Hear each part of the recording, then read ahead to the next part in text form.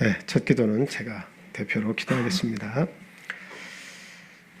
할렐루야. 사랑과 은혜가 충만하신 주 예수 그리스도 이름으로 기도합니다. 천지 만물을 창조하시고 인간을 지으시고 인간에게 영원한 생명을 부여하시고 죄와 사망의 권세에 빠졌을 때 이 땅에 예수 그리스도를 보내셔서 그를 믿게 하시고 그 십자가의 공로를 의지하는 모든 자들에게 생명의 성령의 법이 운영케 하셔 우리들로 하여금 죄와 사망으로부터 멀리 떨어져서 온전한 기쁨을 누리게 하시니 진심으로 감사합니다. 하나님 귀한 안식일을 매주마다 저에게 허락해 주셔서 저희의 모든 무거운 허물과 짐들을 이 시간 내놓게 하시고 온전히 이 시간을 통해서 우리의 거룩한 마음을 회복하게 해주시고 하나님의 자녀됨을 다시금 생각하게 하셔서 하나님의 온전하신 뜻을 좇아 살아가게 하시니 진심으로 감사합니다. 한 주 동안 저희가 행했던 모든 그런 죄악들, 허물들 하나님 이 시간 온전히 깨끗이 씻어주시고 하나님의 말씀 안에서 새롭게 거듭나는 귀한 시간이 될 수 있도록 이 시간 축복해 주시옵소서. 참 밤이 깊고 이제 낮이 가까웠다는 하나님의 말씀이 생각이 납니다.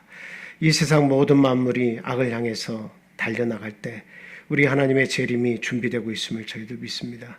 하나님 두렵고 떨림으로 우리의 구원을 이룰 수 있도록 하나님 이 시간 준비하는 귀한 시간 되게 해주시고 세상의 물질을 쫓는 마음보다는 우리 하나님의 구원을 사모하며 그리고 부활을 소망하는 저희 모든 하나님의 자녀가 될 수 있도록 이 시간 축복하여 주시옵소서. 하나님의 저희를 위해서 십자가에서 피 흘리신 그 제사가 가장 완벽하고 온전한 제사임을 믿게 하여 주시고 그리고 그 사랑의 그 은혜를 결코 잊지 아니하고 내가 우리 하나님 앞으로 가는 그 순간까지 우리 그리스도의 사랑을 꼭 붙잡고 갈 수 있도록 하나님 은혜 백배하고 용기 백배한 믿음 저에게 허락해 주시옵소서. 하나님 우리 사랑하는 하나님의 아들 딸들 하나님 어디 있든지 그 구원의 줄 놓지 않도록 함께해 주시고 이 귀한 안식일을 기억해서 특별히 구별해서 지킬 수 있도록 그 한 분 한 분 함께해 주시기를 그 손길 하나하나 함께해 주시기를 간절히 소망합니다. 참 우리의 자녀들 참 우리의 참 연약한 부모님들 그리고 또 우리 코로나를 통해서 고생을 하고 있는 하나님의 자녀들과 우리의 육적 가족들 하나님 하나하나 다 기억해 주시고 그 모든 영혼들이 이 세상이 마지막이 아니라 정말 영원한 하나님의 나라가 있음을 깨닫게 하셔서 그 나라를 사모하는 가운데 믿음을 가지고 하나님을 사모하며 살아갈 수 있도록 믿음을 꼭 주시기를 간절히 소망합니다. 항상 건강한 육체와 건강한 정신과 건강한 영혼을 저에게 허락하여 주시옵소서. 오늘 이 시간 드리는 온전한 예배를 통해서 하나님 기뻐하시기를 간절히 소망하고 또 이 시간을 통해서 그 은혜를 통해 치유받는 놀라운 시간이 될 수 있도록 하나님 또한 이 시간 함께해 주시옵소서. 온전히 마귀 뜻하지 않고 하나님께서 우리의 찬양과 영광을 받으시기를 간절히 소망하며 예수 그리스도 이름으로 감사하며 기도합니다. 아멘.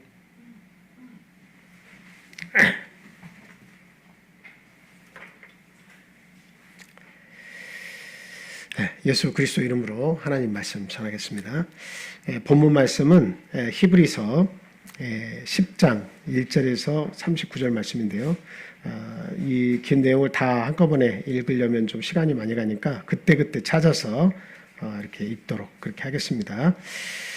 먼저 드릴 말씀은 이 세상에 영원한 것은 없다 하는 것을 우리가 꼭 생각을 해야 되겠습니다. 우리가 믿음을 가지려고 하면 이 세상이 영원하다 생각하는 그 마음부터 버려야 됩니다. 물론 우리가 객관적으로 생각할 때 우리의 생명이 영원하지 않기 때문에 이 세상이 영원하지 않다라고 하는 것은 인정은 다 하죠. 그런데 세상 사람들 모두가 내일 내 생명이 꺼질 거라는 생각은 아무도 하지 않고 살죠. 내일 아무리 비행기가 땅에 곤두박질 친다 할지라도 그 속에는 내가 없을 것이며 하늘이 아무리 이 세상에 각종 사건 사고가 난무한다 할지라도 그 모든 사건 사고 속의 희생양은 나는 되지 않을 것이다. 그리고 나와 가족은 그 사건과 관계없을 것이다. 이렇게 생각하면서 저희들이 삽니다. 그러니까 내 생명은 유한하지만 그런데 내가 생각하는 이 오늘날의 삶의 이 터전이라고 하는 것은 자기도 모르게 굉장히 길 것처럼 생각하고 그리고 그 속에서 내가 많은 것을 누리다 가야겠다 하는 그런 마음으로 가득 채워서 살아간다는 거, 그것을 우리가 꼭 참 생각을 해봐야 되겠다 하는 말씀이죠. 우리의 생명도 그리고 우리의 안전도 그리고 우리나라의 평화도 이 모든 것이 결코 영원하지 않습니다. 뭐 지금 전쟁 없이 많은 시간이 지나가는 것 같지만 세계 도처에서는 얼마나 많은 국지전과 그리고 이 도심지마다 이 참 사건 사고가 넘쳐나서 그 피해자가 얼마나 많이 속출하는지 모릅니다. 뭐 엊그제 그 뉴스에서도 보니까 뉴욕 지하철에서 이렇게 총기를 난사해서 6명인가 또 다치고 그냥 연기를 뿌옇게 뿜어놓고 그 속에서 그냥 안 보이는 가운데 총을 쏘는 거예요. 그 참 세상이 되게 무서워졌습니다. 학교에서도 이렇게 서로 총을 가지고 이렇게 학생들을 대학가에서도 이렇게 겨냥해서 죽이기도 하고 고등학교에서조차도 선생님을 향해서 총을 뽑아서 쏘기도 하고 말이죠. 참 어디도 안전한 곳은 없어요. 영원한 것도 없습니다. 근데 우리가 이 영원한 것이 없다는 것을 생각해 보면 이 세상은 참 나도 모르는 사이에 또 어느 정점이 이를 것이라는 거죠. 그래서 이게 바울 사도는 우리에게 이야기하기를 밤이 깊고 낮이 가까웠다 이렇게 얘기합니다. 세상 사람들이 막 즐기는 모든 것들이 그 밤으로 비유한다면 그 밤의 세상이 올 때까지 다 왔다는 거죠. 찼다 이 말이에요. 아주 깊은 밤이 왔다는 거예요. 그러면 밤이 깊어지면 악이 차면 그걸로 끝이냐?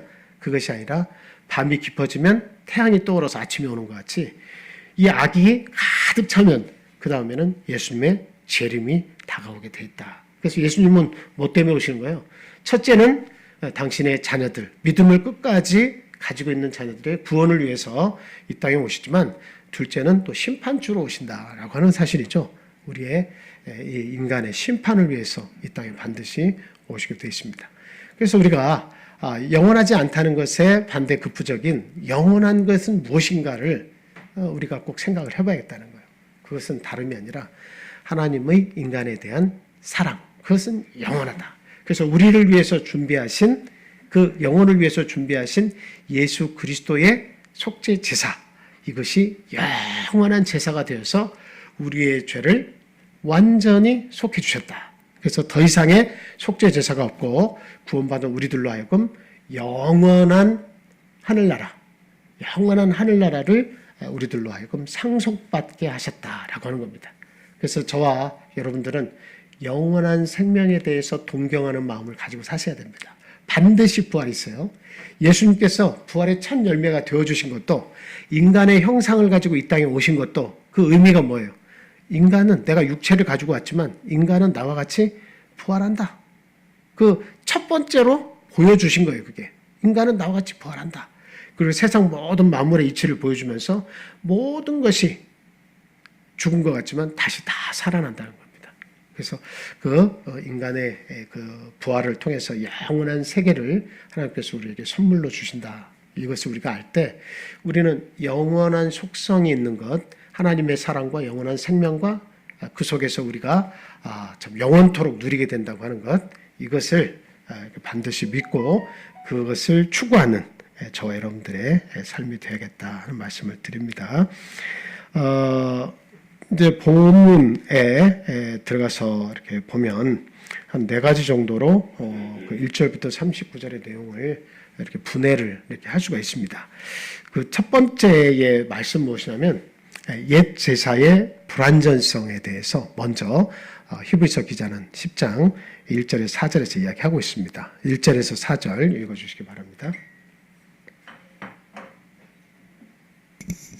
율법은 장차 올 좋은 일의 그림자일 뿐이요 참 형상이 아니므로 해마다 늘 드리는 같은 제사로는 나오는 자들을 언제나 온전하게 할 수 없느니라. 그렇지 아니하면 섬기는 자들이 단번에 정결하게 되어 다시 죄를 깨닫는 일이 없으리니 어찌 제사 드리는 일을 그치지 아니하였으리요. 그러나 이 제사들에는 해마다 죄를 기억하게 하는 것이 있나니 이는 황소와 염소의 피가 능히 죄를 없이 하지 못함이라. 아멘. 여기에 말씀 보니까 옛 제사, 옛 언약에는 뭐가 없습니까? 예, 완전성이 없다, 완전함이 없다라고 하는 것을 지금 반복적으로 얘기하고 있습니다. 앞장에서도 우리가 그 불완전성에 대해서 공부를 계속 했는데, 그 예수님의 그 제물이 되어서 드리신 제사는 완벽하고 옛 제사는 불완전하다 하는 것을 지금 강조를 반복해서 지금 하고 있는 거예요. 그래서 율법, 또 율법에 속해서 드리는 제사, 뭐 제사하면 율법에 거기 다 속해 있는 거예요. 율법, 하나님이 이스라엘에게 주신 법 안에 이와 같은 제사는, 속죄 제사는 이렇게 드려라, 번제는 이렇게 드려라, 이런 율법 안에 제사가 다 들어있는 거예요. 그러니까 그 율법에 따라 드리는 이 제사, 율법과 그에 속한 제사는 다 뭐라고요? 참 형상이 아니다, 그리고 그림자에 속한다라고 이야기를 하고 있습니다. 그러니까 이게 진짜가 아니에요. 진짜가 아니에요. 네. 우리가 뭐 제일 잘할 수 있는 것은 그림자와 실체에 관한 문제인데, 내가 있고 옆에 그림자가 있으면 그림자는 호흡을 안 합니다. 그렇죠?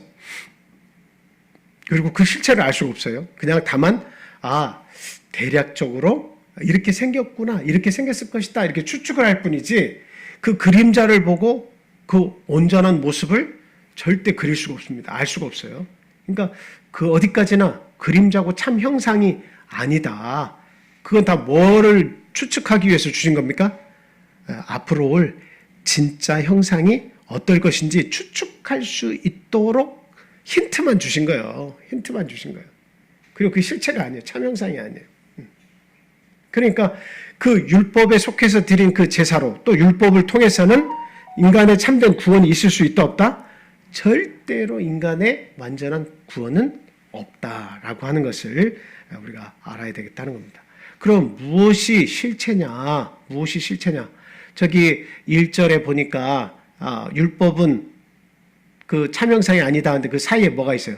장차 올 좋은 일, 좋은 일의 그림자다. 그러니까 그 참형상은 뭐예요? 장차 올 좋은 일. 이게 참형상이고, 이것이 실체라고 하는 이야기입니다. 그러면 장차 올 좋은 일은 무엇일까요? 여러분 한번 나름대로 생각해 보세요. 장차 올 좋은 일이 뭐예요? 예수님 오시는 것밖에 없죠. 그리고 예수님 오셔서 그 유월절 양으로 오셔서 십자가에서 대신 제물로 돌아가 주신 것. 이 십자가의 사건이 뭐예요? 장차 올 좋은 일입니다. 우리 인간으로 생각할 때 나를 위해서 죽으신 것은 너무 가슴 아프고, 내 죄 때문에 대신 죽으시는 속죄양으로 십자가에서 죽으신 건 가슴 아픈 일이지만, 그러나 우리의 구원을 위해서는 구약시대의 율법에 속한 속죄제사보다 예수님의 속죄제사, 십자가에서 죽어주신 사건이 어떻다는 거예요? 장차 올 좋은 일이라는 거예요. 그 좋은 일 속에 있는 이 제사라고 하는 것이 어떠냐라고 하는 거예요. 어떠냐라고 하는 겁니다.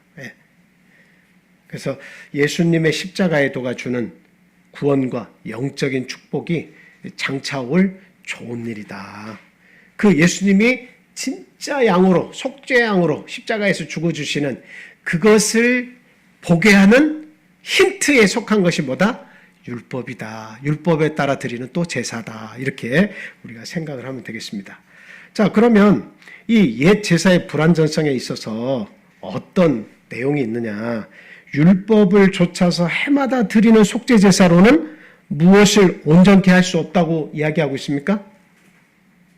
저기 1절에 뭐라고 되어 있어요? 같은 제사로는, 늘 드리는 같은 제사로는 나오는 자들을 언제나 온전하게 할 수 없다. 나오는 자들로 하여금 언제나 온전하게 할 수 없다. 그러면 사람들이 그 자기의 죄가 생각이 나면 짐승을 딱 준비해가지고 제물로 바치잖아요. 이게 제사예요. 근데 이렇게 같은 제사, 제물을 가지고 오는 그 같은 제사, 매번 가져오는 이 제사로는 언제나 온전하게 할 수 없다 할 때 이 온전하게 할 수 없다는 그 의미가 뭘까요? 뭐를 온전하게 할 수 없다는 거예요? 더 자세하게 이야기한다면 뭐를 온전하게 할 수 없다는 거죠? 죄 문제를 완벽하게 해결할 수 없는 거예요. 그러면 죄 문제를 완벽하게 해결할 수 없다는 그 의미 속에는 무엇이 들어가 있느냐? 그거는 그 사람의 그 양심을 양심의 문제를 온전하게 해결해 주지 못한다는 거예요. 예. 양심이 괴로우니까 어때요? 양심의 위로와 또 내가 하나님께 제물을 가져가서 용서함을 받아서 그 문제를 해결한다 하고 제사를 드리는 거잖아요. 근데 매번 같은 제사를 계속 드리더라도 올 때마다 뭘 가지고 오는 거예요?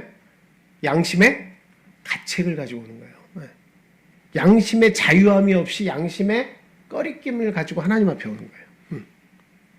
그러니까 그 매번 구약시대에 드렸던 율법과 율법에 속한 제사들로는 내 양심의 자유를 얻게 할 수 있어요, 없어요?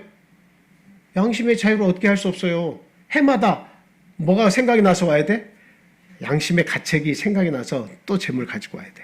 다음 해에도 똑같아. 1년에 한 번 드리는 대속죄일날 아무리 큰 송아지를 잡더라도 황소의 피를 가져오더라도 양심의 가책은 계속 대동이 되는 거예요. 그렇죠? 예. 만약에 그 양심의 가책이 완전히 제사를 드리는 나에게서 사라져버렸다. 그러면 다시 드리는 제사가 필요 있습니까? 없습니까? 구약의 속죄 제사가 정말 위대한 속죄 제사가 되는 거예요. 양심의 가책을 느끼지 않고 나올 수 있다고 하는 것은 이거 얼마나 이거 위대한 제사입니까? 그렇죠? 그런데 해마다 같은 제사를 드리는데도 불구하고 양심의 가책을 가지고 올 수밖에 없어요. 그렇기 때문에 이 제사, 율법을 조차 해마다 드리는 제사로는 결코 인간의 양심을 온전케 할 수 없다. 그래서 반드시 가책이 생각날 때마다 또 황소든 염소든 잡아가지고 하나님께 와야 된다 하는 거죠. 그래서 우리는 그 속에서 옛 제사의 성격, 불완전하지만 옛 제사의 성격이 어떤 것이 있나 그래서 우리는 생각할 수 있어요. 그게 뭡니까? 해마다 죄를 생각나게 한다. 우리가 3절에 보면 나옵니다만 해마다 죄를 생각나게 한다라고 하는 거예요. 해마다 죄를 생각나게 한다. 그거는 양심이 가책을 느낀다. 해마다 양심이 가책을 느낀다라고 하는 거예요. 네. 그래서 양심이 온전히 문제 해결이 안 되니까 그냥 답답하고 가슴 아프고 죄의 그 무거움을 가지고 해마다 또 오는 거예요. 해마다 또 오는 거예요. 그렇죠? 네. 그래서 4절에서 뭐라고 얘기합니까? 황소와 염소의 피가 능히 죄를 없이 하지 못한다. 왜? 해마다 죄를 기억해가지고 나오니까 또 제사를 드린들 그 황소나 염소 아무리 수십 마리 수백 마리를 계속 잡아낸들 하나님께 드린다 한들 그 속에는 뭐가 없는 거예요? 완전한 죄 용서가 없다라고 하는 거예요. 그러니까 끊임없이 어때요? 반복해서 죽을 때까지 제사를 드려야 되는 거예요. 그리고 또 뭐예요? 자기가 생각나지 못하는 제사에 대해서 자기가 알고 지은 죄에 대해서는 짐승을 바칠 수 있지만 모르고 지은 죄나 지었지만 기억을 못하는 죄에 관해서는 해결할 수 있는 능력이 또한 없는 거죠. 그냥 불완전한 거예요. 그리고 매번 반복해서 드리지만 사람의 가치와 짐승의 가치는 달라요. 원래는 내가 죄를 지으면 내가 사라져야 되는 거예요. 율법적으로는 내가 죽어야만 그 문제가 해결이 되는 거예요. 근데 어떻게 짐승이 사람을 그 가치면에서 대신할 수가 있겠습니까? 사실 어려운 일이죠. 하나님께서 그것을 그렇게 한 건 한 건당 그 사람의 죄를 용서해서 그 생명을 유지시킨다 할지라도 그 제사는 끊임없이 어때요? 부족한 거예요. 다만 힌트가 된다 했죠. 힌트. 뭐가 와야 된다는 거예요? 더 완벽한 약속, 더 완벽한 피, 더 완벽한 제물. 그것이 와야 된다는 거예요. 그래서 매번 드리는 제사가 완벽한 제사, 완벽한 제물과 완벽한 피가 딱 오셔가지고 어때요? 한 번에 꽝 하고 거기서 끝나버려야 된다는 거예요. 그 제사가 뭡니까? 바로 두 번째 말씀드릴 예수님의 속죄 제사의 완전성입니다. 완전하신 제사를 이루셨다라고 하는 거죠. 5절에서 18절에 있는 말씀 읽어주세요. 5절에서 18절입니다. 그러므로 주께서 세상에 임하실 때 이르시되 하나님이 제사와 예물을 원하지 아니하시고 오직 나를 위하여 한 몸을 예비하셨도다. 번제와 속죄제는 기뻐하지 아니하시나니 이에 내가 말하기를 하나님이여 보시옵소서. 두루마기 책에 나를 가리켜 기록된 것과 같이 하나님의 뜻을 행하려 왔나이다 하셨느니라. 이에 말씀하시기를 주께서는 제사와 예물과 번제와 속죄제는 원하지도 아니하고 기뻐하지도 아니하신다 하셨고 이는 다 율법을 따라 드리는 것이라. 그 후에 말씀하시기를 보시옵소서 내가 하나님의 뜻을 행하러 왔나이다 하셨으니 그 첫째 것을 폐하심은 둘째 것을 세우려 하심이라. 이 뜻을 따라 예수 그리스도의 몸을 단번에 들이심으로 말미암아 우리가 거룩함을 얻었노라. 제사장마다 매일 서서 섬기며 자주 같은 제사를 드리되 이 제사는 언제나 죄를 없게 하지 못하거니와 오직 그리스도는 죄를 위하여 한 영원한 제사를 드리시고 하나님 우편에 앉으사 그 후에 자기 원수들을 자기 발등상이 되게 하실 때까지 기다리시나니 그가 거룩하게 된 자들을 한 번의 제사로 영원히 온전하게 하셨느니라. 또한 성령이 우리에게 증언하시되 주께서 이르시되 그날 후로는 그들과 맺을 언약이 이것이라 하시고 내 법을 그들의 마음에 두고 그들의 생각에 기록하리라 하신 후에 또 그들의 죄와 그들의 불법을 내가 다시 기억하지 아니하리라 하셨으니 이것들을 사하셨은즉 다시 죄를 위하여 제사 드릴 것이 없느니라. 아멘. 저게 굉장히 이제 중요한 말씀인데, 그 예수님의 속죄 제사가 완전하고 완벽하다라고 하는 말씀을 지금 5절에서 18절까지 있는 내용은 이야기를 하고 있습니다. 저기서 하나님의 말씀, 하나님의 그 뜻, 그 하나님의 가지고 계신 생각을 우리가 좀 이렇게 알 수가 있는데요. 히브리서 기자가 무엇이라고 얘기하냐면 하나님께서는 율법을 따라 드리는 번제와 속죄제를 어떻다고요? 원치도 아니하고 기뻐하지도 아니하신다. 그 골자가 계속 반복적으로 3번 정도 나오고 있어요. 그래서 첫째는 하나님이 원하지 않고 기뻐하지 않으신다. 근데 그것을 주셨잖아요. 원하지 않고 그 기뻐하지도 않는 걸 왜 주신 거예요? 왜 주신 거예요? 인간이 타락했잖아요. 인간이 타락했는데 그 법을 주셔서 그 하나님 그 법을 온전히 우리가 따를 수는 없습니다. 하지만 내 죄각이 생각나서 하나님 말씀하신 이 법도를 따라서 내가 이 짐승을 잡아가지고 하나님께 피를 드리고 내 죄의 고약함을 내가 깨닫습니다. 하나님 불쌍히 여겨주세요. 이렇게 나오길 바라면서 그 율법의 꽃은 뭐냐면 죄를 생각나가지고 그 율법에 요구를 하잖아요. 네가 죽어야 돼. 근데 하나님의 그 무궁한 사랑 때문에 어때요? 이 짐승을 대신 드리니까 하나님 내 죄악을 용서해 주시고 저를 불쌍히 여겨 주십시오. 이 율법의 꽃이에요. 율법의 그 기능의 꽃은 그거예요. 바로 죄를 생각나게 해서 하나님 앞에 긍휼을 얻고자 하나님 앞에 나아가게 하는 것. 이게 율법의 기능 중에 아주 꽃이라고 말할 수가 있습니다. 근데 그 율법을 줬는데 꽃을 피우는 게 아니라 나중에 뭐가 되게 하는 거예요? 끊임없이 죄를 져도 이제는 제사만 드리면 되는 거예요. 제사만 드리면 되는 거예요. 그러니까 인간이 어떻게 해요? 방종하게 되는 거죠. 방종하게 되는 겁니다. 그래서 아무리 좋은 황소매, 염소매 가지고 와도 하나님께 하신 말씀은 내 마당만 밟을 뿐이다. 너희가 내 마음에서 멀도다. 너희들이 아무리 내게 나오는 것 같지만 이 성경이 나에 대해서 말씀하고 있지만 네 마음은 내게서 아주 멀리 떠나 있다. 그렇게 보시는 거죠. 그래서 그 하나님께서는 이렇게 그 의도는 참 인간들을 사랑하셔서 주셨지만 그것을 제대로 깨닫지 못하고 덜컥 우리가 그걸 다 지켜서 구원을 얻겠습니다 하는 인간의 그 오만함을 하나님은 이 제사를 통해서 보신 거예요. 그래서 반복되는 해마다 드리는 그 반복되는 제사가 불완전하지만 죄는 끊임없이 생각나서 하나님 앞에 불쌍히 여겨달라고 그렇게 나오기를 원하는데 그렇게 안 됐죠.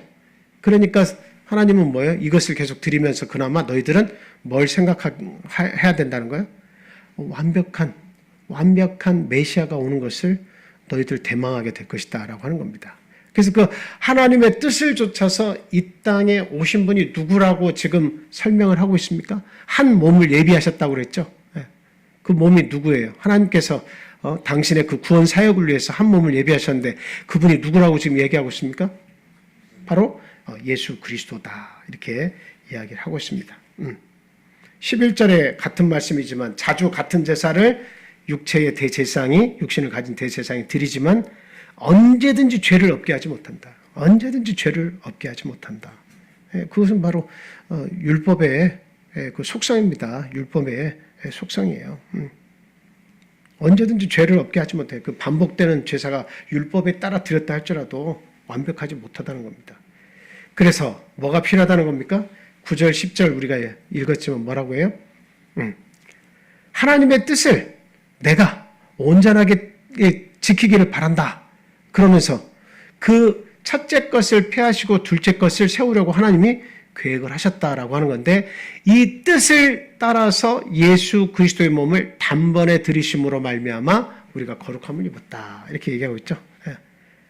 그러니까 하나님께서 준비하신 은혜를 따라 드리는 완벽한 제사가 있다라고 하는 겁니다.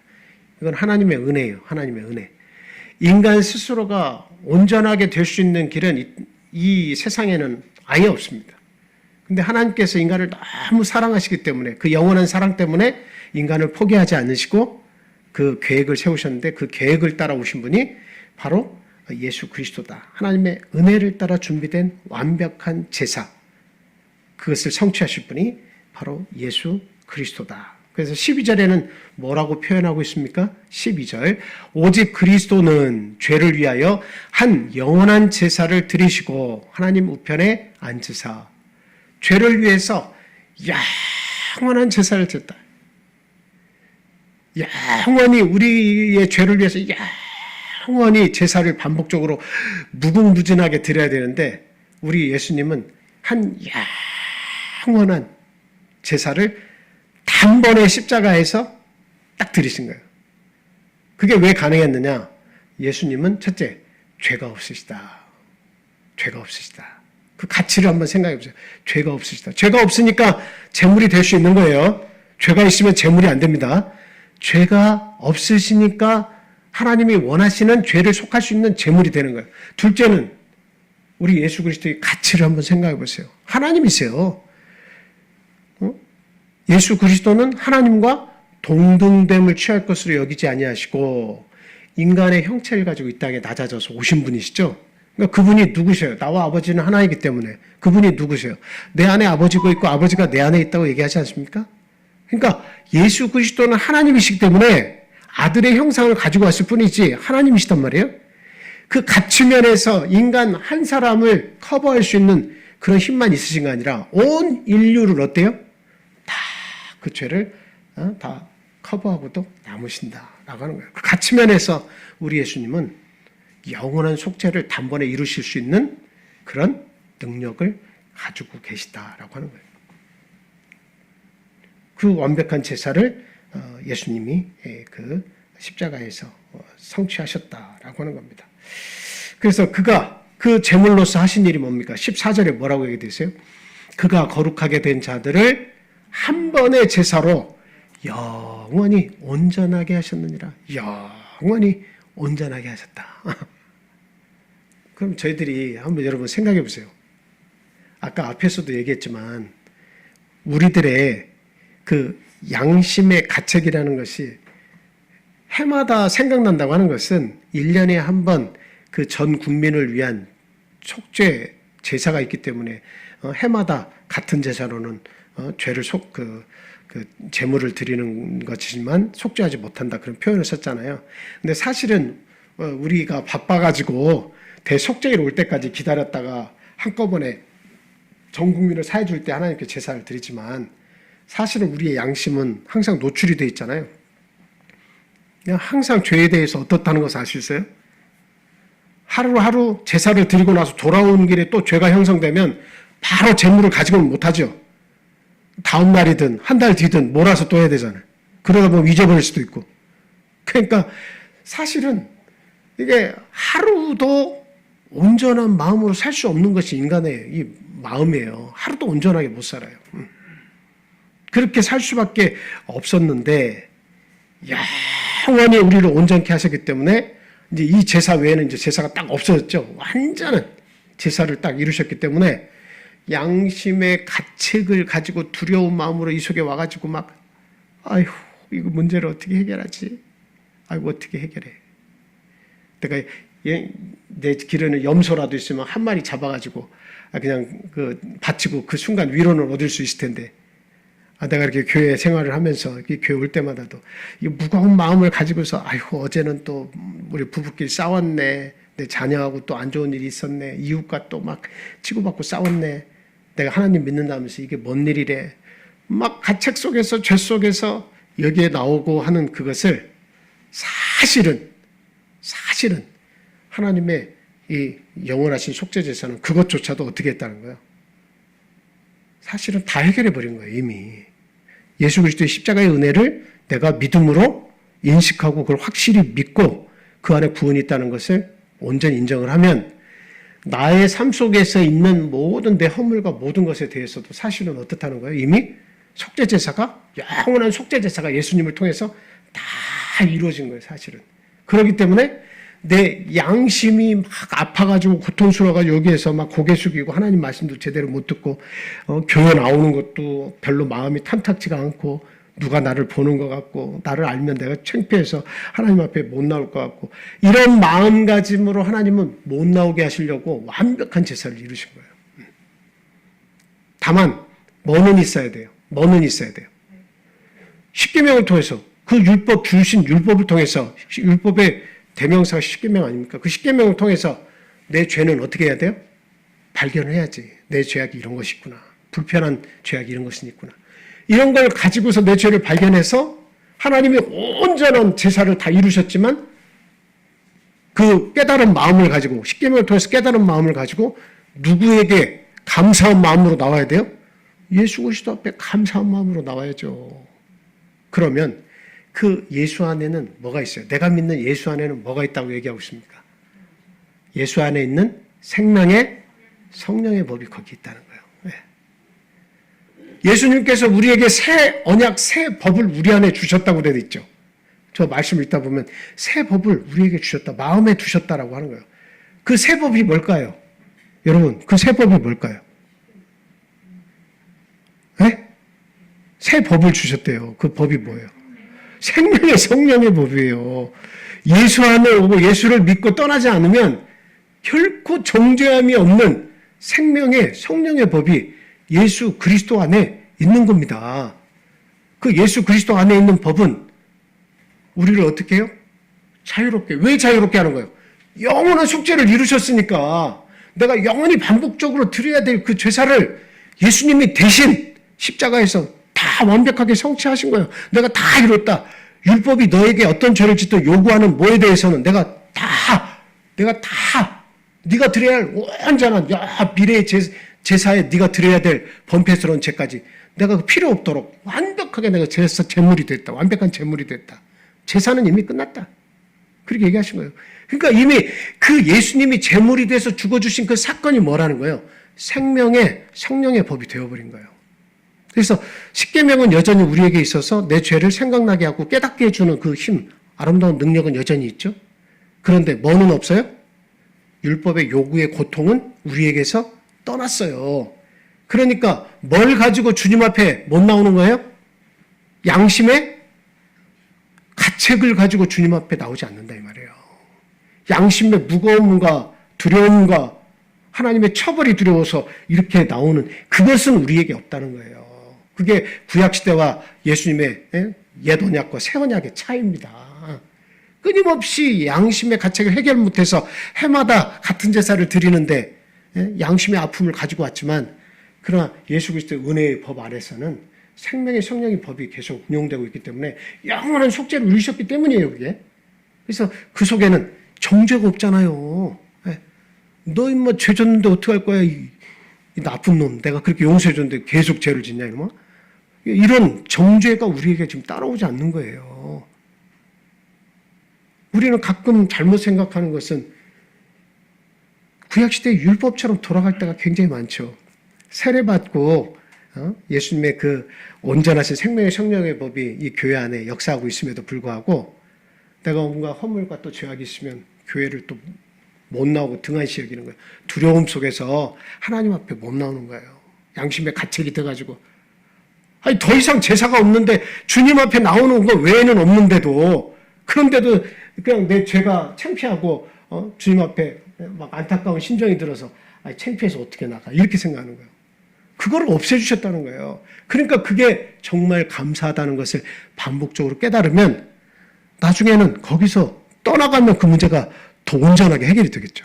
그래서 하나님은 우리를 생명의 성령의 법에 계속 우리를 씻어주시면서 정죄하지 않으면서 우리를 더 거룩하게, 한 걸음 더 거룩하게 우리를 하나님 곁으로 데려가시는 거예요. 이 교회 생활을 통해서요. 그래서 영원한 제사의 속죄양으로 예수님께서 오셔서 한 제물로 거룩하게 된 자들을 영원히 온전케 하셨다. 그거 믿어야 돼요. 영원히 온전케 하신 겁니다. 내 마음속에 그 기쁨과 감사가 없어서는 안 된다는 겁니다. 그래서 아까 읽은 그 말씀 속의 마지막에는 보니까 죄와 불법을 기억지 않으심으로 다시 지적 없다. 만약에 하나님께서 우리의 죄, 우리의 불법을 기억하시면 뭘 요구하시겠습니까? 우리의 죄가 불법이 또 남아있네? 그럼 너 그 문제 어떻게 해결할까요? 또 물으신단 말이죠. 근데 죄와 불법을 예수 그리스도께서 대신 십자가에서 죽게 하심으로 말미암아서 그 문제를 해결해 주셨다 했죠. 그러니까 죄와 불법을 하나님께서 더 이상은 예수님의 속죄 제사를 통해서 어떻게 하신다는 거예요?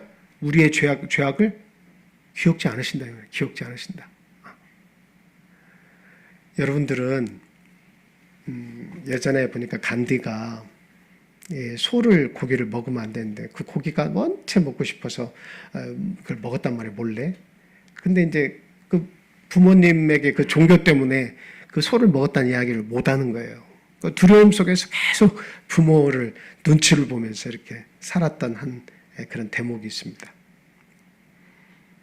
여러분들도 부모님에게 어떤 꺼림칙한 어떤 죄나 잘못한 것이 있으면 부모님은 그렇게 생각하는데 여러분은 어떻게 생각하는 거예요?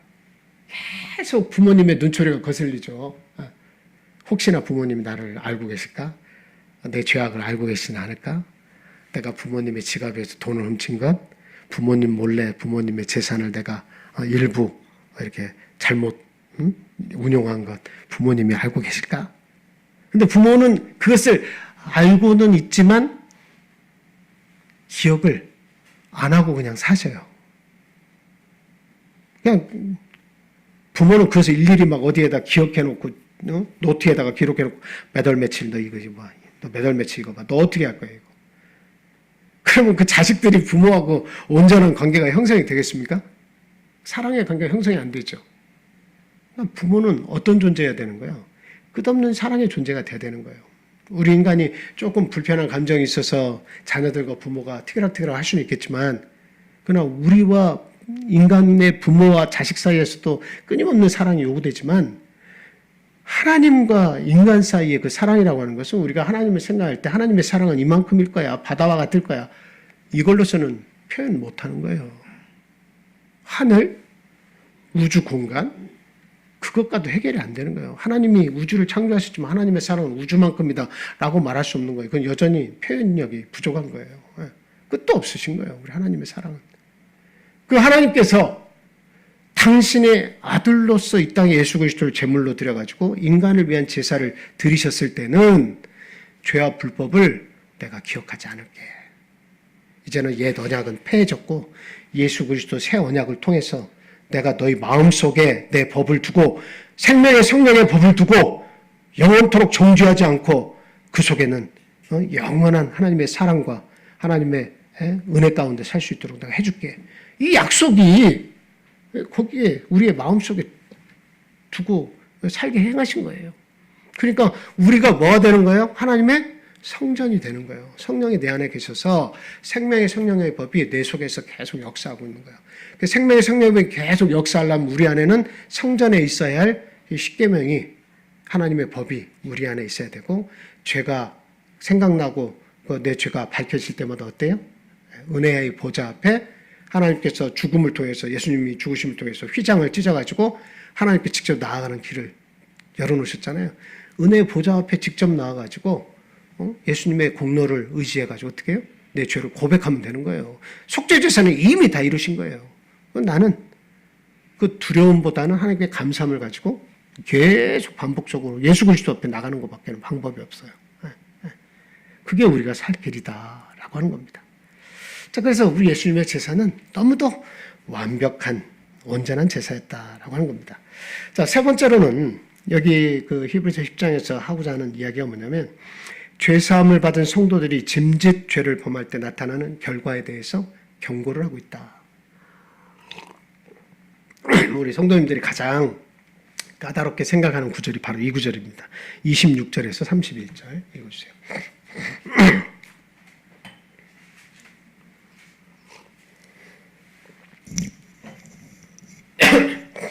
우리가 진리를 아는 지식을 받은 후 짐짓 죄를 범한즉 다시 속죄하는 제사가 없고 오직 무서운 마음으로 심판을 기다리는 것과 대적하는 자를 태울 맹렬한 빛만 있으리라. 모세의 법을 폐한 자도 두세 증인으로 말미암아 불쌍히 여김을 받지 못하고 죽었거든. 하물며 하나님의 아들을 짓밟고 자기를 거룩하게 한 언약의 피를 부정한 것으로 여기고 은혜의 성령을 욕되게 하는 자가 당연히 받을 형벌은 얼마나 더 무겁겠느냐. 너희는 생각하라. 원수 갚는 것이 내게 있으니 내가 갚으리라 하시고 또 다시 주께서 그의 백성을 심판하리라 말씀하신 것을 우리가 아노니 살아계신 하나님의 손에 빠져 들어가는 것이 무서울진저. 네, 뭐가 무섭다고요? 하나님의 손에 빠져 들어가는 것이 이게 무서운 거다라고 하는 거예요. 하나님의 심판의 계획 속으로 계속 빠져 들어가는 거예요. 여러분, 그 무서운 게 뭐냐면 저는 소용돌이를 보면 그렇게 무섭더라고요. 물이 이게 막 그게 회오리 바람처럼 소용돌이를 치면서 뭔가를 다 빨아들이잖아요. 어디로 가는지도 모르잖아요. 그러나 그건 인간이 거기 빠지면 죽음입니다. 그렇죠? 그리고 그 사막 가운데서도 보면 모래가 그냥 어디 구멍이 크게 있는지 모르지만 잘못 밟으면 그냥 계속 빨려 들어가가지고 결국 모래 속에 사무쳐 죽는 경우도 있어요. 굉장히 무서운 거예요. 하나님의 소나기에 자기가 그 심판의 소나기에 계속 빠져들어가는 것, 죽는 것도 모르면서 계속 빠져들어가는 것, 이게 굉장히 참 무서운 겁니다. 하나님은 은혜의 하나님이고 사랑의 하나님이라고 우리가 배웠는데 내가 어디에 계속 있으면 어떻게 되는 거예요? 죄 속에 있으면 계속 하나님의 소나기에 심판의 소나기에 빠져들어가게 되는 겁니다. 예. 자, 여기 그 말씀에 대한 우리가 어려워하는 부분이 있어요. 짐짓 죄를 범한 즉 다시 속죄하는 제사가 없다. 네. 이건 참 우리가 앞에 배운 것과 정면 대치되는 것처럼 들립니다. 앞에는 영원한 속죄를 이루셨기 때문에 뭐가 없어요? 더 이상의 제사가 없다. 모든 걸 다 용서하셨다. 우리 미래의 죄까지도 다 용서하셨다. 그러나 죄가 생각나면 양심의 가책보다는 어때요? 감사와 하나님의 은혜를 바라보면서 감사와 기쁨으로 예수 그리스도를 자꾸 만나면 되는 거죠. 내 죄를 회개하고 그러면 되는 거잖아요. 그럼 그리스도 안에 성령의 법이 생명의 성령의 법이 역사하는 거잖아요. 그런데 지금 여기 구절을 보니까 짐짓 죄를 범한 즉 다시 속죄하는 제사가 없다. 굉장히 무서운 말이 대치되는 것처럼 딱 나오고 있습니다. 여러분, 짐짓이라는 게 뭐예요? 짐짓. 짐짓이라는 걸 몰라서 제가 일어 성경하고 영어 성경하고 이렇게 찾아봤습니다. 일어 성경으로는 이렇게 고의로 죄를 지어서 찌스케로 계속된다. 이렇게 얘기하고 있고요. 영어 성경으로는 뭐라고 되냐? 뉴 인터내셔널 버전에 보니까 if we deliberately keep on sinning 이렇게 돼 있어가지고 sin이라고 하는 것은 죄악인데 ing 해가지고 죄가 지속되는 거예요. 그리고 우리가 그 구를 공부했을 때 보면 keep on ing 그러면 그 뜻이 뭘까요? keep on은 유지를 하다는 거예요. 어떤 상태에서 계속 유지가 되는 것을 keep on ing라고 합니다. 그래서 keep on sinning 그러면 뭐예요? 죄악 가운데 딱 붙어가지고 그 속에서 어떻게 되는 거예요? 떠나지 않고 딱 붙어서 계속 있는 거예요. 만약에 너희가 딜리버레이틀리가 고의로 죄를 지으면서 죄하고 딱 붙어서 떠나지 않고 계속 그 죄 가운데 있으면 어떻게 된다는 거예요? 있으면 너희가 진리를 안 후에 짐짓 고의로 그 죄를 범하고 떠나지 않고 계속 그 죄에서 머물러 있으면 그것을 위해서 드리는 속죄제사는 없다.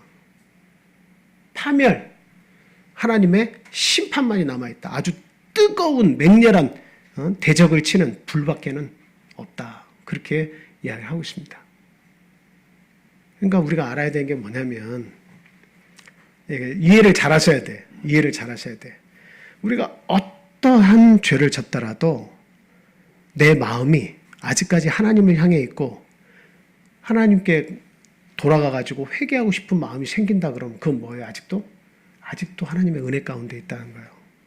내 아버지를 떠났어도 아버지의 품 안에 있다가 그 둘째 아들이 상속분을 미리 챙겨가지고 밖에 나가서 허랑방탕하게 쓰는데 그 여인과 탕진하면서까지 아주 안 좋은 일을 하면서까지 그걸 다 썼다고 형이 고발을 했잖아요. 그런 죄악의 마지막까지 갔다 할지라도 어디가 생각난 거예요? 아버지의 그 집이 생각난 거예요. 그게 은혜예요. 아버지의 집이 생각났다는 것은 아직도 그에게 뭐가 있다는 거예요?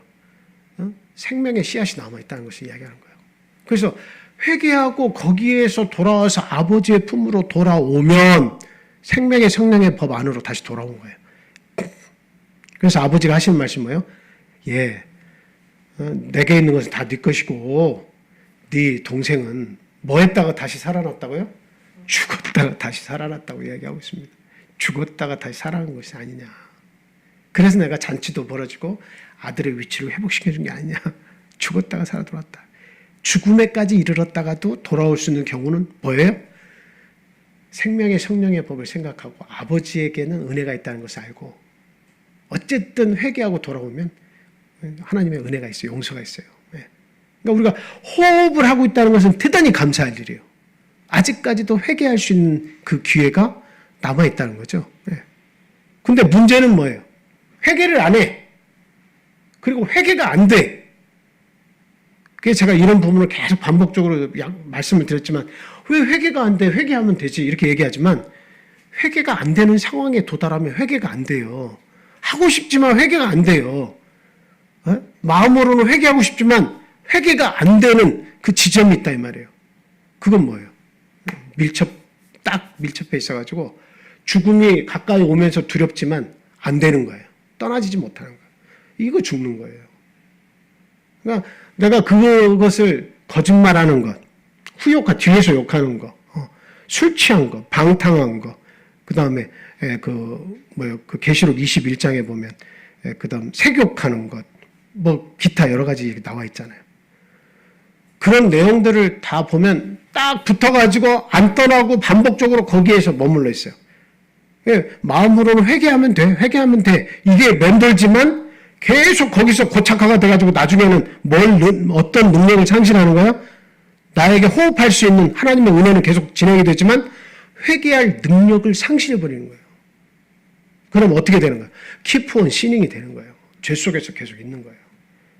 그런 사람을 위해서는 뭐가 없다고요? 다시 속할 수 있는 제사가 없다. 그런 사람은 제사가 없다. 왜? 예수 그리스도의 십자가를 현저히 욕보였다 이 말이에요. 왜? 말로만 예수님 있지 신앙 안으로 들어오지 않는다. 그리스도의 은혜, 생명의 법 안으로 들어오질 않는다. 그런 사람은 결국 그렇게 죽는 겁니다. 제가 그런 비유도 한번 드리신 적이 있어요. 제가 이렇게 만들어서 드린 비유인데 교통사고를 이렇게 법규를 어겨도 그 시장이 그 아들에게 카드를 줘가지고 어떤 불법을 행하더라도 얘는 다 용서해주게. 내 아들인데 내가 그 대가는 충분하게 다 치렀네. 그리고 카드를 하나 줬어요. 그때 그 자식이 어쩌다가 잘못해서 깜빡해가지고 이렇게 법을 어겨가지고 경찰에 잡히면 용서가 됩니다. 근데 막 용서가 됐다고 생각하니까 방종하면서 고의적으로 어때요? 빨간불인데도 막 위험천만하게 싱 계속하는 거예요. 왜? 나한테는 무한 용서 카드가 있으니까 아버지가 주신. 근데 계속 싱싱 달리다가 어떤 일이 벌어질까요? 어느 때는 죽는 겁니다. 싱싱 기분 좋게 달리다가 나는 다 프리패스라고 하도 어느 땐가는 차량하고 부딪혀서 죽는 거예요. 네. 어느 땐가는 죽는 거예요. 그게 그 불법 안에서 계속 머물러 있기 때문에 그런 거예요. 그거는 아버지 시장을 현저히 욕보인 것이 되는 겁니다. 아버지는 은혜로서 내가 아들을 너무 사랑하고 내가 이 아들을 위해서 모든 것을 시에 기부하면서 이것만 하나를 내가 요구를 했다 이 말이야. 내가 모든 것을 다 희생하면서 그 아버지의 사랑을 뭘로 갚은 거예요? 방종으로 갚은 거죠. 그래서 결국에는 이게 고의적으로 죄를 이렇게 계속 범해서 떠나 있지 않으면 결국 다시 속지 않은 제사가 없습니다. 완벽한 제사지만 그와 같은 죄인에게 있어서는 현저히 욕보인 예수님의 십자가 욕보인 죄는 해결할 수 없다라고 하는 거예요. 뭐만 기다리고 있다고 우리가 말씀 읽었는데 믿습니까? 오직 무서운 마음으로 심판을 기다리게 된다. 그 심판을 예수님이 주실 심판은 어떤 심판이에요? 대적자를 소멸할 맹렬할 불이에요. 맹렬한 불. 여러분, 고의적인 죄가 무섭죠? 근데 모르고 지은 죄는 얼마든지 하나님이 다 용서가 되는데, 고의적인 죄도 하나님이 용서는 하시지만 어때요? 그냥 더 무서운 게 뭐예요? 고의적인 죄도 하나님은 아유, 이놈이 아직 철이 안 들어서 그렇네 하고 부모가 용서하듯이, 하나님께서도 그것까지도 내가 속죄하려고 내가 십자가에서 죽었지, 그래도 언젠간 네가 내 뜻을 알고 돌아올 거야, 이렇게 기다리시는데, 더 무서운 게 뭐예요? 고의적인데 그 고의적인 것을 계속하는 거. 이게 더 무서운 거예요. 고의적인 것도 무서운 죄지만 고의적인 죄를 계속하는 거, 그것이 엄청나게 무서운 죄다 하는 겁니다. 우리의 한두 번의 어떤 잘못으로 예수님의 심판이 오는 것은 결코 아닙니다. 그렇지만 이게 자유케 해주셨다고 방종하게 되면 언젠가는 그 대가가 심판이 될 수 있다고 하는 경고의 말씀이다 하는 것을 우리가 기억을 해야 되겠습니다. 그러므로 28절, 29절 뭐라고 얘기하고 있습니까? 읽어주세요. 모세의 법을 폐한 자도 두세 증인으로 말미암아 불쌍히 여김을 받지 못하고 죽었거든. 하물며 하나님의 아들을 짓밟고 자기를 거룩하게 한 언약의 피를 부정한 것으로 여기고 은혜의 성령을 욕되게 하는 자가 당연히 받을 형벌은 얼마나 더 무겁겠느냐. 너희는 생각하라. 네. 모세에게 주신 법도 어기면 아주 그냥 육체에 현저한 그런 벌을 받았죠. 죽임을 당했죠.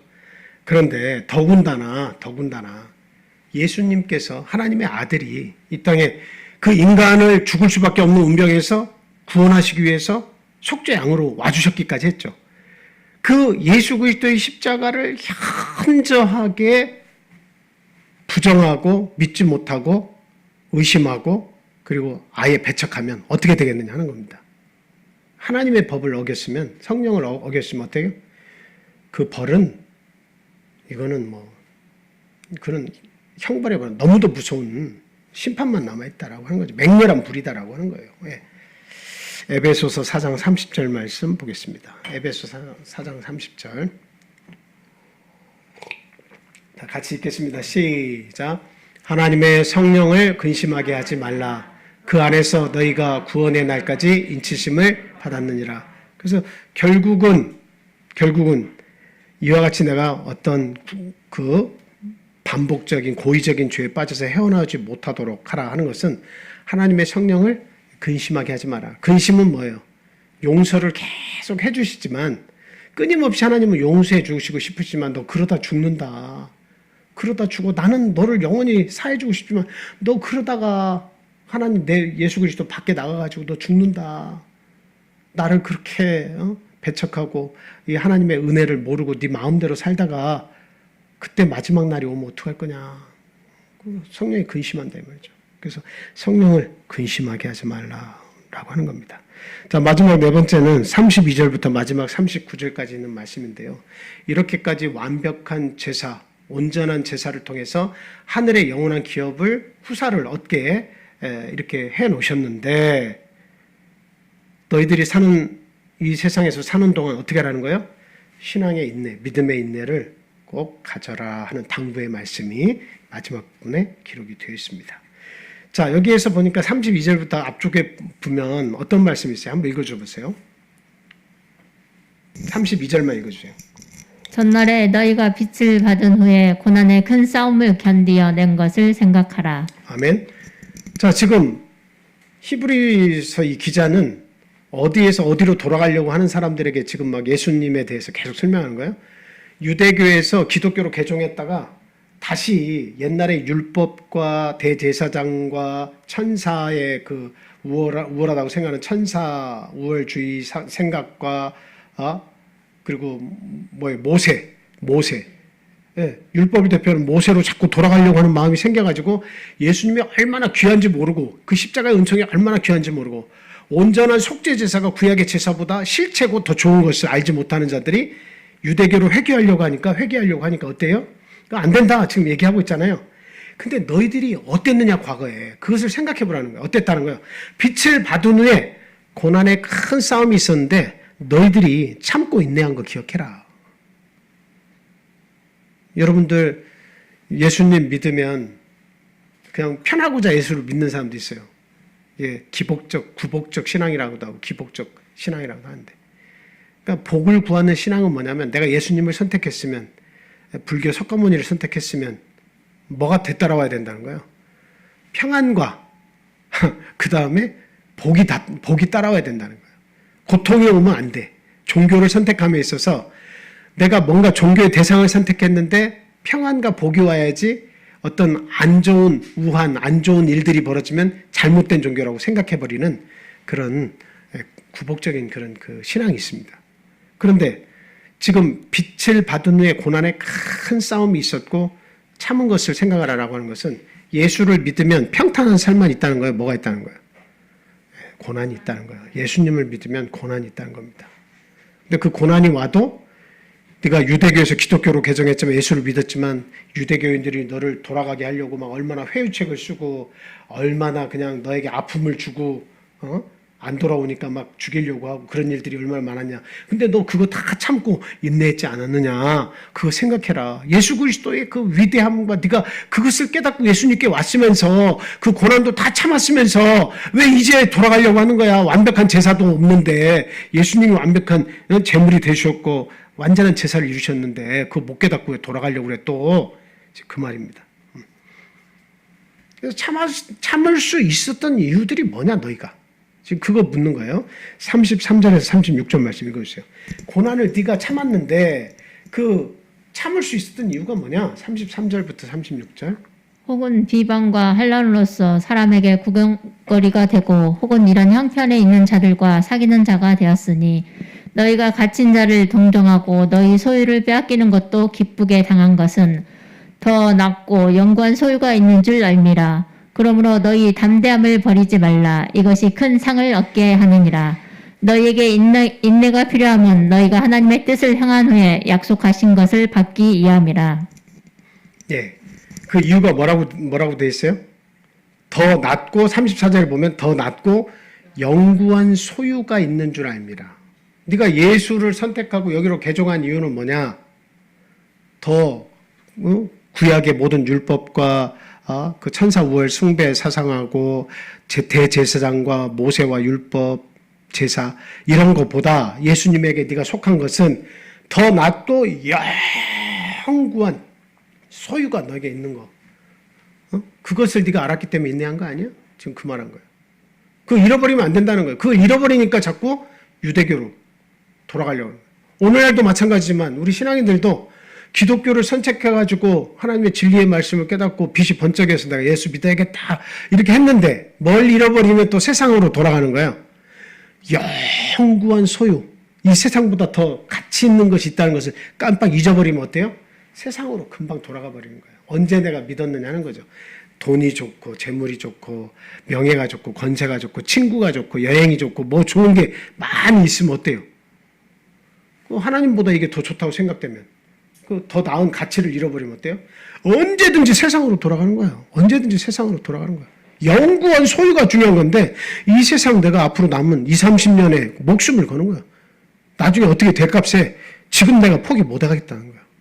이거 완전히 언제 뭐 어떤 일 하나님 앞에 어떤 일 당하고 지옥을 가든 뭘 가든 내가 감당하겠습니다 하는 아주 그냥 무대포적인 성격으로 살아가는 거죠. 무서운 사람이죠. 이 세상이 좋다는 것만 아는 아주 제일 뭘 모르는 사람들이 선택하는 그 아쉬운 길입니다. 그래서 더 좋고 영원한 산업이 있다. 그거 잃어버리면 우리 신앙도 끝이야.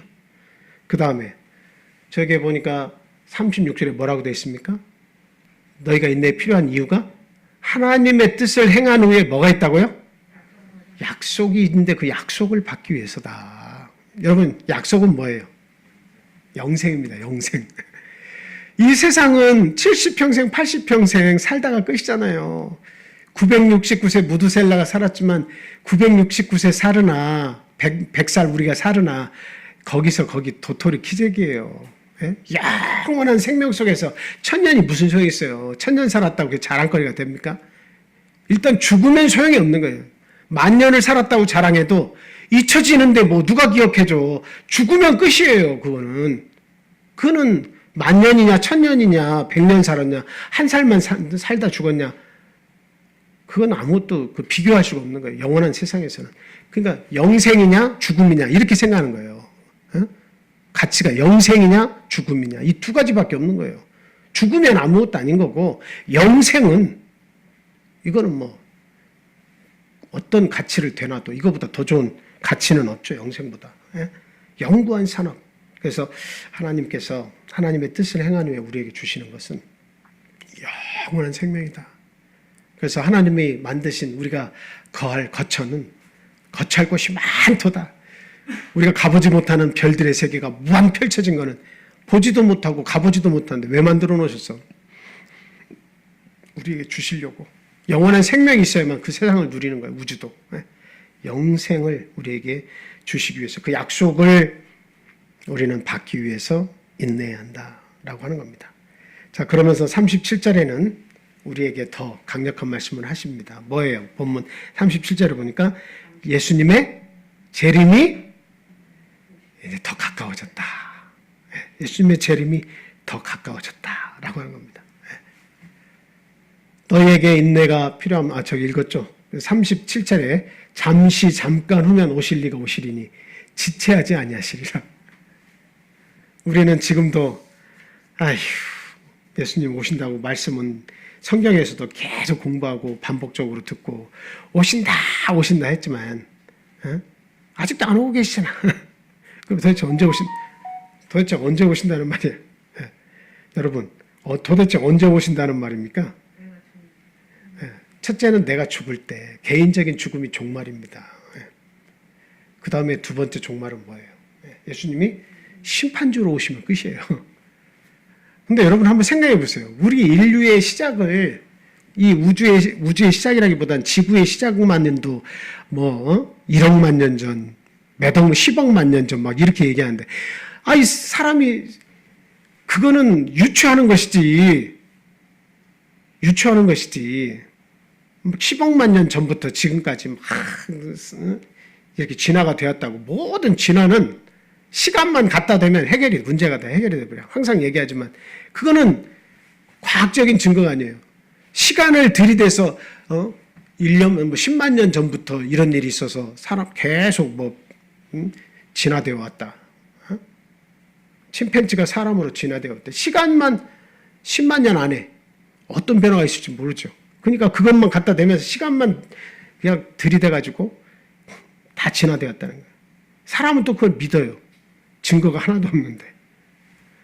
제일 중요한 것은 예수님의 재림이 가까운다. 인류의 시작이 아담부터 하면 지금 6천 년밖에 안 되는 거예요. 지구가 오래됐다고 생각하지만 그게 결코 오래된 거 아니에요. 하나님의 시간 속에서 영원한 세상 속에서 지구가 탄생을 했는 것은 첫째 날부터 여섯째 날이 문제가 굉장히 해결되지 않은 문제들이 많죠. 첫째 날부터 여섯째 날까지 그 시간적인 개념을 하루하루 개념으로만 생각하는 사람도 있지만 말씀 그대로 무고한 세월이 그 속에 하루 속에 다 들어있다 이렇게 표현하는 사람도 있어요. 근데 그 하루가 되었다라고 하는 그 개념은 하나님은 그 속에 1000년을 심어 놓을 수 있어요. 우리 하루 안에.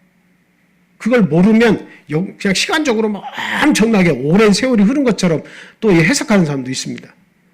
근데 하나님의 능력이라면 우리가 생각하는 이 하루의 기간 동안에 1000년의 세월을 심어 놓을 수 있는 거예요. 막 땅이 부패해서 또 시체가 썩어가지고 어떤 나무 이런 것들이 기름이 되고 뭐 되고 이게 우리가 항상 생각할 때는 이거 수십만 년이 지나야 이게 기름이 되는데 우리는 항상 그렇게 생각하지만 하나님의 세상 속에 하나님의 세계 속에서는 하루라는 시간 속에서도 얼마든지 기름을 만들어내실 수 있는 거예요. 거기 다 숨어 놓으실 수 있는 겁니다. 어찌됐건 여러 가지 설이 있지만 문제는 우리 인류의 역사는 6,000년, 7,000년 요 어간에서 모든 것이 다 끝나는 거예요. 그러니까 얼마 남지 않았어요. 지금 마지막에 지금 도달해 있는 거예요. 그래서 우리의 지금 사는 시대를 뭐라고 얘기합니까? 첨단의 시대가 아니고 이제는 최첨단의 시대라고 하지 않습니까? 첨단은 뾰족 첨자, 끝단자 썼다고 했죠. 최는 최고체자를 써서 최고의 뾰족한 끝에 서 있는 거예요, 지금. 의학도, 과학도. 그 뾰족한 데서 계속 뾰족한 바늘 같은 것, 그 위에 서서 더 뾰족한 거 갖는 거 그것을 계속 만들어내고 있을 뿐인데 그게 이제 마지막 세상에 이제 도달한 거죠. 예수님의 재림이 가까웠다는 겁니다. 그래서 그러므로 결과적으로 이제 38절, 39절에서 그러니까 예수님의 이게 온전한 속죄를 생각하고 그 안에서 감사함으로 머물러서 유대교로나 세상으로 떠나지 말고 어떻게 하라는 겁니까? 38절, 39절. 자, 같이 읽겠습니다. 시작. 나의 의인은 믿음으로 말미암아 살리라. 또한 뒤로 물러가면 내 마음이 그를 기뻐하지 아니하리라 하셨느니라. 우리는 뒤로 물러가 멸망할 자가 아니요 오직 영혼을 구원함에 이르는 믿음을 가진 자니라. 아멘. 믿음으로 말미암아 살리라. 오직 의인은 믿음으로 말미암아 살리라. 믿음 잃어버리면 아무것도 아니야. 믿어. 예수님 끝까지 붙잡아. 뒤로 돌아가서 유대교로 회개하지 마. 믿음을 잃어버리면 세상으로 돌아가는데 세상이 영원한 거 아니야. 세상으로 돌아가지 마. 뒤로 물러서지 마. 하는 이야기죠. 누가복음 21장 19절 말씀 보겠습니다. 자, 시작. 너희의 인내로 너희 영혼을 얻으리라. 지금 돌아가지 않고 끝까지 인내하면, 믿음에 붙어 있으면 네가 재산도 잃어버릴 수 있고 시간도 잃어버릴 수 있고 여러 가지 손해보는 게 많이 있을 수 있지만 뭐는 얻어요? 네 영혼은 얻을 것이다. 영원한 생명을 얻을 것이다. 자, 누가복음 21장 34절에서 36절입니다. 읽어주세요.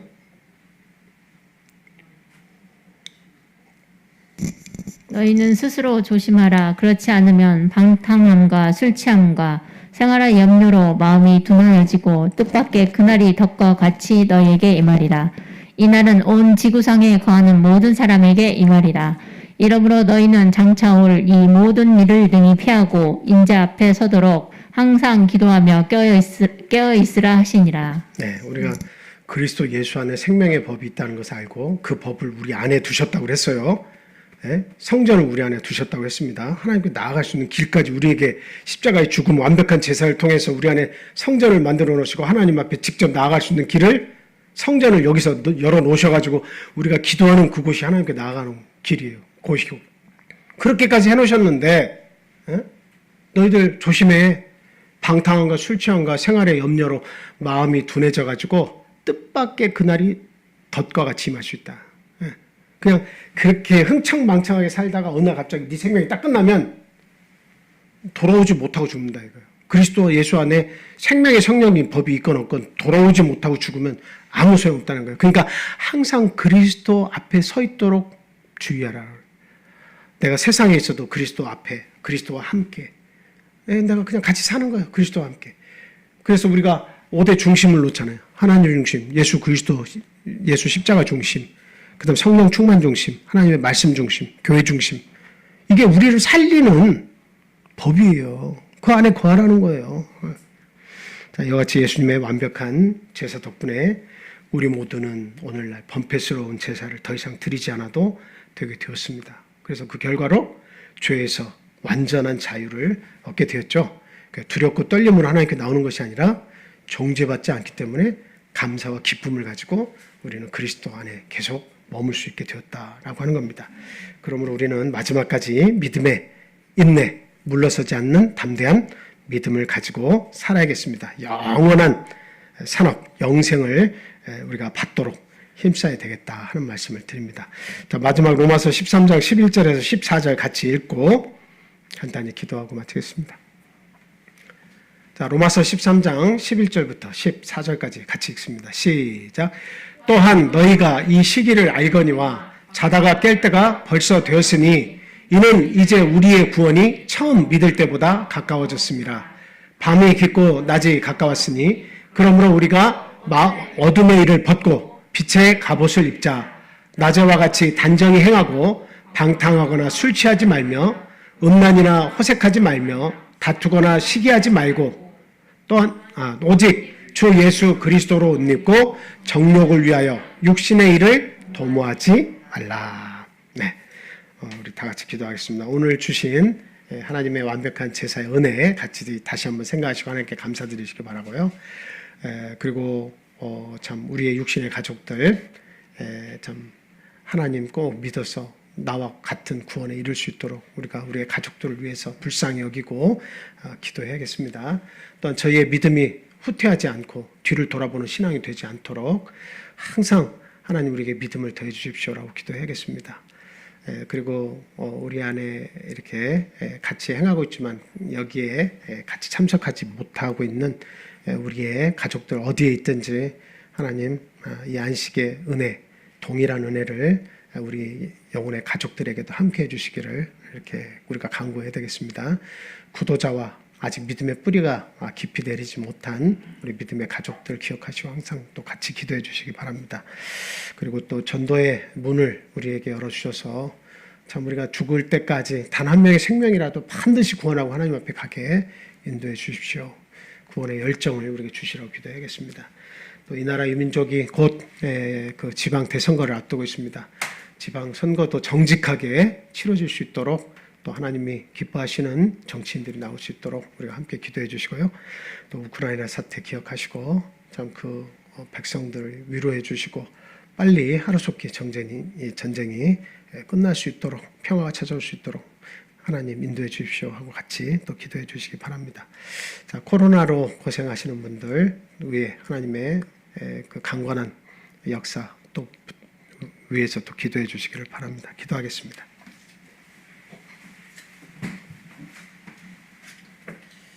할렐루야.